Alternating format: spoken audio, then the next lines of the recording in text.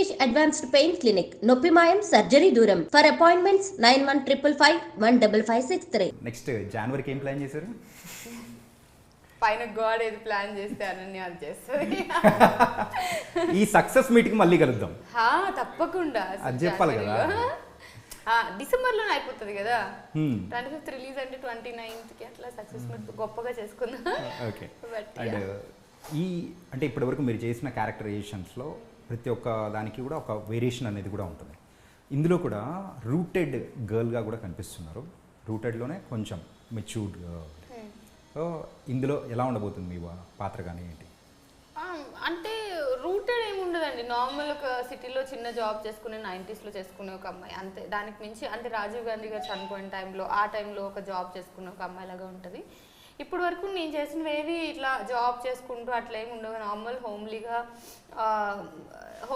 House wife kind of characters కదా. So ఇది కొంచెం డిఫరెంట్. సో దీంట్లోనే డిఫరెన్స్ ఉంటుంది. And also cute love story ఉంటుంది, ఒక మంచి ఫ్యామిలీ ఉంటుంది, అలా చాలా ఎలిమెంట్స్ కలిసి ఉన్నాయి దీంట్లో. సో ఒక మంచి సినిమా అండి ఇది, ఒక మంచి రోల్ అండి. మీ లుక్ అనేది చూసేటప్పటికి నాకు రివైండ్ మూవీ గుర్తొచ్చింది.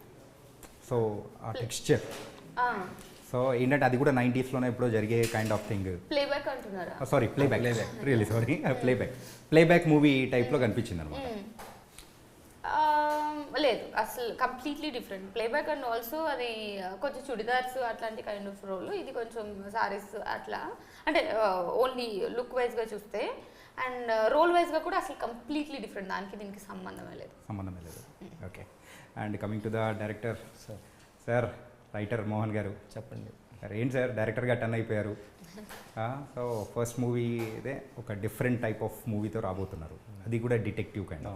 ఏంటి ఎందుకు మెయిన్గా ఈ టైప్ ఆఫ్ సబ్జెక్ట్ సెలెక్ట్ చేసుకోవడం? అంటే ఇది ఇంట్రెస్టింగ్ కాబట్టి ఎప్పుడు తీసినా కూడా ఈ క్రైము, కామెడీ, థ్రిల్ అనేది ఎప్పుడు చేసినా ఎవరు చేసినా ఇంట్రెస్టింగ్ ఉంటుంది. డిటెక్టివ్ సీరియస్గా చేస్తారు, కామెడీగా చేస్తారు, నార్మల్గా చేస్తారు, ఎలా చేసినా కూడా ఫినిషింగ్ వచ్చేసరికి ఒక థ్రిల్ అయితే ఇస్తారు. సో అది సేఫ్ జోను, అది నమ్ముకుని వెళ్దాము అని ఫస్ట్ దాన్ని అద్భుతంగా చేద్దాము అని చేశాను.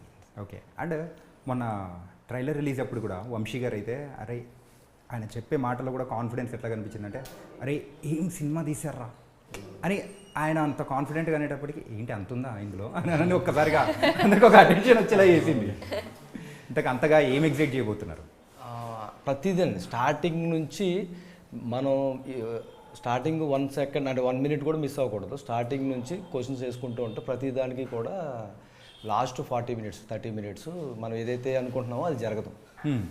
సో అప్పుడు ఆయనకి, ఎందుకంటే రెగ్యులర్గా ఆయన చూస్తూ ఉంటారు సినిమాలు, చాలామంది మాలాంటి చిన్న సినిమాలు అంటే బార్డర్కి బయట ఉన్న వాళ్ళు చాలామంది ఆయన అడుగుతూ ఉంటారు, వాళ్ళు చూస్తూ ఉంటారు, వాళ్ళ టీం చూస్తూ ఉంటారు. అట్లా మా సినిమా చూసేసరికి అప్పటికే ఒక 50-60 సినిమాలు చూసిన మధ్యలో మాది చూసారన్నమాట. మా సినిమా చూశారు.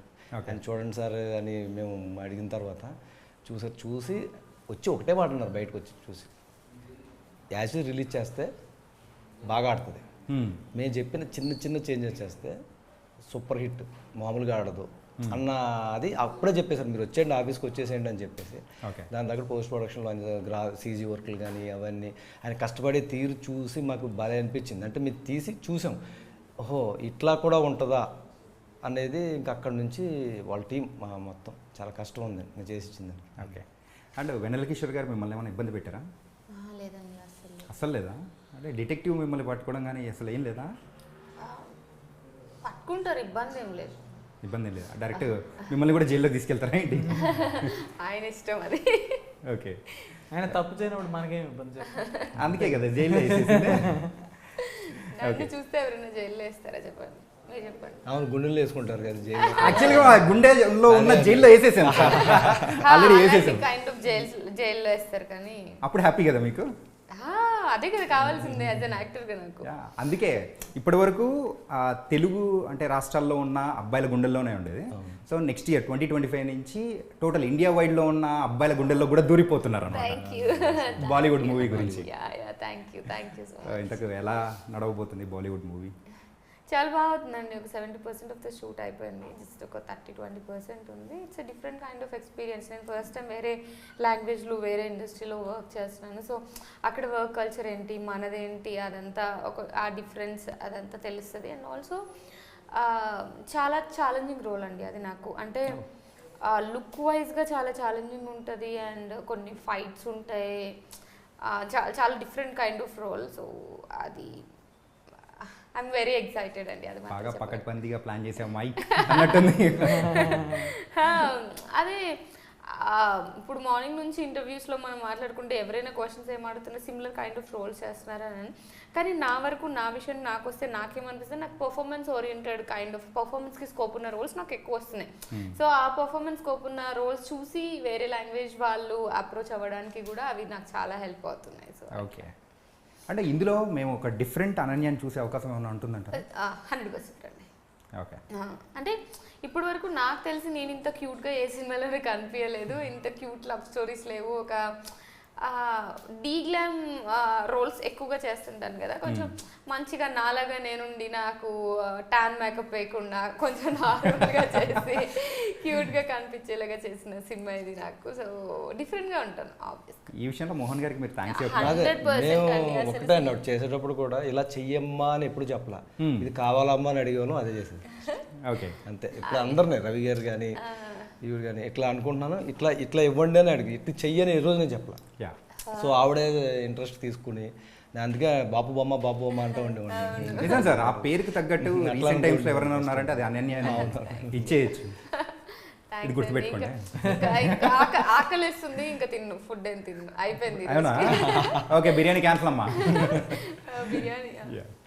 Okay, and Ravi bro, so me career graph అనేది ఇప్పుడు కొంచెం పైన స్కేల్ అవుతున్నట్టుంది.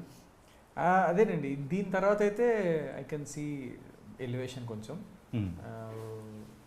ఎందుకంటే లాస్ట్ ఇయర్ ఒక మూవీ రిలీజ్ అయింది, దాని తర్వాత మళ్ళీ రిలీజ్ కాలే. అంటే ఆఫ్కోర్స్ ఓటీటీస్లో రిలీజ్ అయినాయి, కొంచెం మంచి పేరు వచ్చినాయి. కాకపోతే I'm having all my hopes, నా బెట్స్ అన్ని సినిమా మీద పెట్టుకున్నాను అనమాట. శ్రీకాకుళం మీద పెట్టేశారా? శ్రీకాకుళం మీద పెట్టేశాను. ఎంత వైడ్ రిలీజ్ వస్తుందండి, ఎందుకంటే వంశీ గారు తీసుకున్న తర్వాత సినిమా ఇంకొక లెవెల్కి వెళ్ళిపోయింది. అండ్ రిలీజ్ కూడా చాలా వైడ్గా చేస్తున్నారు. ఇందాకే మాట్లాడుతున్నాం, నెంబర్ ఆఫ్ థియేటర్స్ కూడా చాలా ఎక్కువ వస్తున్నాయి. అండ్ 25th సోలో రిలీజ్ అండి. మిగతాటన్ని 27th నుంటే మన మూవీ మాత్రం December 25th. 27th. Okay okay.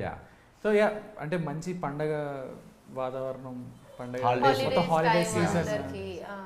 So yeah, అందుకే all my bets on this. Okay, అంటే ఇందులో మీ క్యారెక్టరైజేషన్ చూస్తే ఒక నార్మల్గా ఉన్న అబ్బాయి, సో అమ్మాయి వెనుక చుట్టూ తిరుగుతూ ఒక క్రైమ్లో పడిపోయేది. సో ఈ కైండ్ ఆఫ్ రోల్ అనేది కూడా మీరు ఎప్పుడు చేయలేదు కదా? లేదు, అస్సలు చేయలేదు. So any challenges? Oh definitely అండి, దేర్ ఆర్ యాక్షన్ సీక్వెన్సెస్. చెప్పచ్చు, దేర్ ఆర్ యాక్షన్. అది పర్మిషన్ ఇచ్చేసారు, ఏదైనా ట్విస్ట్ కూడా రివీల్ చేసేయండి. అదే యాక్షన్ సీక్వెన్స్లు ఉన్నాయండి. అండ్ కొంచెం ఛాలెంజింగ్ అంటే there is little intimacy between. అది చెప్తున్నా, నేను అనుకున్నాను నన్ను ఎత్తుకెళ్ళడం ఛాలెంజింగ్ అనుకున్నా. ఇది ఇలా లిఫ్ట్ చేసి తీసుకెళ్ళడమా? ఓకే, అది చెప్తాడు అనుకున్నా. అంటే యాక్చువల్గా జూనియర్ సీనియర్ అని అట్లా ఏమన్నా అనుకున్నారా? అట్లా ఏం కాదు, సంహౌ అంటే ఇంకప్పటికి ఇంత కంఫర్ట్ కూడా రాలేదు, ఇంత జెల్ అవ్వలేదు. కట్ చేస్తే థర్డ్ డేనే ఎప్పుడో there is this very nice cute intimate scene.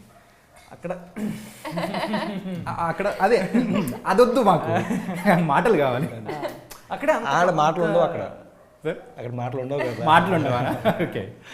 So అలా అంటే there are in a lot of ways చాలా న్యూ ఎక్స్పీరియన్సెస్ అయినాయి. అంత పెద్ద సెట్లో అంత ఎక్కువ మంది జనం మధ్యలో యాక్ట్ చేయడం కానీ, షూట్ చేయడం కానీ, ఇవన్నీ కూడా ఇట్స్ వెరీ నైస్.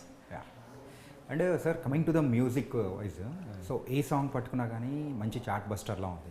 ఈవెన్ ఒకటి కమర్షియల్ సాంగ్ అంటే ఐటమ్ సాంగ్ తీసుకున్నా కానీ, అండ్ దాంతోపాటు ఒక లవ్ సాంగ్ వాళ్ళిద్దరిది, అది బాగుంది. కానీ స్పెషల్గా నాకు బాగా నచ్చింది, మీ అభిరుచి బాగా అనిపించింది ఏంటంటే శ్రీకాకుళం సాంగ్. ఏంటంటే మా ఊరు శ్రీకాకుళం అని చెప్పి మంగళి గారితో పాడించాను అది. సో దగ్గరుండి మీరు కూడా కరెక్షన్స్ చెప్పడం కానీ ఎవ్రీథింగ్ అంతా కేర్ తీసుకున్నారు కదా. సో ఎట్లా ఐడియా అనేది కూడా మీకు? అది యాక్చువల్గా ఏంటంటే ఫస్ట్ నుంచి కూడా చెప్తున్నది, మనం ఉత్తరాంధ్ర బ్యాక్ డ్రాప్ తీసుకున్నప్పుడు మనకు జెన్యున్గా అక్కడ పీపుల్ ఫస్ట్ నుంచి ఉత్తరాంధ్ర నుంచి వచ్చిన వాళ్ళు మనకు ప్రతి చోట తగులుతూ ఉంటారు. ఫస్ట్ ఆ సివిల్ వర్కర్స్ అవ్వచ్చు, లేకపోతే మైగ్రేన్ మనకు అనిపిస్తుంది వాళ్ళు మాట్లాడేది ఏంటంటే కామెడీగా అనిపిస్తుంది, కానీ అందులో చాలా ఎమోషన్స్ ఉంటాయి. ఫస్ట్ సీరియస్గా కొట్టుకున్నా కూడా నవ్వుతారు, కానీ అందులో ఉన్న ఎమోషన్ ఎవరు పట్టుకోరు ఫస్ట్. సో వాళ్ళు కష్టపడి మన దాంట్లో అంటాం అంటే నిజంగా కూడా మనకి జవాన్లు ఈ ఆర్మీలో చేసేవాళ్ళు కూడా మన తెలంగాణలో కొన్ని ఏరియాలు అంటే వెనకబడిన ఏరియాలో ఉన్నా కూడా మనకి అక్కడ ఉత్తరాంధ్ర నుంచి ఎక్కువ ఉంటారండి. సీక్వెల్ నుంచి ఎక్కువ ఉంటారు. మనం ఇందులో కూడా ఆ డైలాగ్ కూడా పెడతాం. అంటే మిలిటరీకైనా వెళ్తాము, అందరికన్నా దేశభక్తి మాకు ఎక్కువ అని కాదండి, ఆ జాబ్ చేస్తే జీతం వస్తుంది, అందులో చేస్తే ఇంటికి పెన్షన్ వస్తుంది, అది మెయిన్ ఎమోషన్. అంటే అంటే చూడండి అంటే ఎట్లా ఉంటుందండి ఇది. సో అంత కైండ్ హార్ట్ ఉన్న పీపుల్. సో మనకి అక్కడి నుంచి వచ్చిన మా షర్లాక్ హోమ్స్ తల్లిదండ్రులు వీళ్ళు దాని మీద ఆ ఊర్లో ఉన్న వాళ్ళ మీద పెట్టామండి. దానికి సునీల్ కశ్యప్ మంచి మ్యూజిక్ ఇచ్చారు. ముఖ్యంగా రామజోగయ్య శాస్త్రి గారి గురించి చెప్పుకోవాలి ఇక్కడ. ఆయన ఎక్కడో గుంటూరు, ఆయన మామూలుగా చెప్పాలంటే కూడా ఆయన ఎలాగా ఫస్ట్లో మోహనం ఏంటిది ఆయన ఎప్పటి నుంచో మనకు బాగా ఇది అవ్వడం వల్ల నువ్వేంటి ఇది పట్టుకొచ్చేసావు, వాళ్ళు ఏం వేసి మాట్లాడతారో ఎట్లా అంటే గురుగారు ఇది ఇది అంటే ఆయన యూట్యూబ్ వీడియోలు పెట్టుకునే వాళ్ళు ఎలా మాట్లాడతారు వాళ్ళు ఎన్ని చూసి దీని మీద ఒక వర్క్ చేశారు ఆయన. వర్క్ చేసి ఇది అని చెప్పేసి ఆయన రాసి ఇచ్చిన తర్వాత అవసరానికి మించి 4 చరణాలు రాశారు. గురుగారు మనకు 2 సరిపోతాయండి అని చెప్పేసి అన్నా కూడా లేదు రాసినప్పుడే నాకు ఆ ఫీల్ వచ్చేసింది. ఫస్ట్ నువ్వు ఏదైనా సరే నీదే చాయిస్ పెట్టుకో 2 ఛానల్.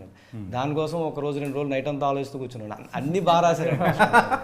ఇప్పుడు అన్ని బాగా వచ్చినప్పుడే పెద్ద టాస్క్ మనకు. అవునండి, అది చాలా బాగా నిజంగా ఆయనైనా రాశారు అనేది నిజంగా క్రెడిట్ నిజంగా రామజోగయ్య శాస్త్రి గారికి ఇవ్వాలి. ఆ డెప్త్ సునీల్ కశ్యప్ ఆ ట్యూన్ ఇచ్చిన విధానం.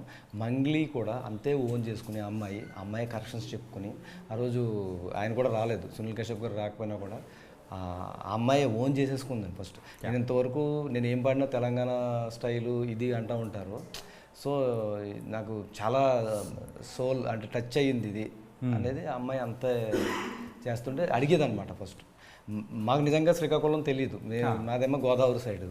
ఈ సినిమాలో ఒక రవితేజ గారు తప్ప ఆర్టిస్టుల్లో ఆ ఏరియా నుంచి వచ్చిన వాళ్ళు ఎవరు లేరు. ఫస్ట్ ఎక్కడ ప్రాపర్ వైజాగ్, అమ్మమ్మది నాన్నమ్మది రాజాం అని శ్రీకాకుళం. ఓకే, అట్లా కాబట్టి ఈజీగా పెట్టేసారు. ముఖ్యంగా అందరూ లవ్ చేస్తారండి. అంటే ఆ శ్రీకాకుళం ఆ ఉత్తరాంధ్ర నిజంగా జెన్యూన్ అనమాట ఫస్ట్ నుంచి. అది ఎప్పుడు బాగా ఇష్టం. మేము రాజశేఖర్ జీవిత గారు వాళ్ళతో పాటు మేము ఎలక్షన్ అప్పుడు క్యాంపెయినింగ్కి వెళ్ళినప్పుడు ఫస్ట్ అప్పుడు నేను చూసేవాడిని అనమాట. వాళ్ళందరూ మాట్లాడే విధానం కానీ ఇది అప్పటి నుంచి నాకు చాలా ప్రేమ. ఇట్లా ఉంటారో ఇది అనేది నాకు ఎప్పుడో 2009లో వాళ్ళు అప్పుడు ఆ సినిమాలు చేసేటప్పుడు మేము మాట్లాడుకుంటూ ఉండేవాళ్ళం. రాజశేఖర్ గారు కూడా చాలా ఇష్టం అనమాట. అంటే జనంలోకి వెళ్ళిపోతూ ఉంటారు ఆయన. సో మాట్లాడినప్పుడు ఇంత హార్ట్గా ఉన్నారు వీళ్ళు, రాలేదు అంటే ఇదనేది చిన్న ఫీల్ అనమాట.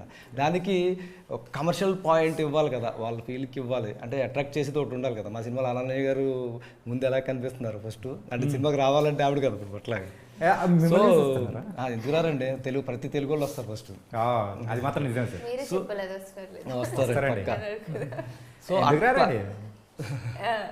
సో అట్లా అది పెట్టి ఈ క్రైమ్ ఇంట్రెస్టింగ్ పాయింట్ పెట్టి అట్లా చేసాం అనమాట కథని. Screen play main screen play అండి.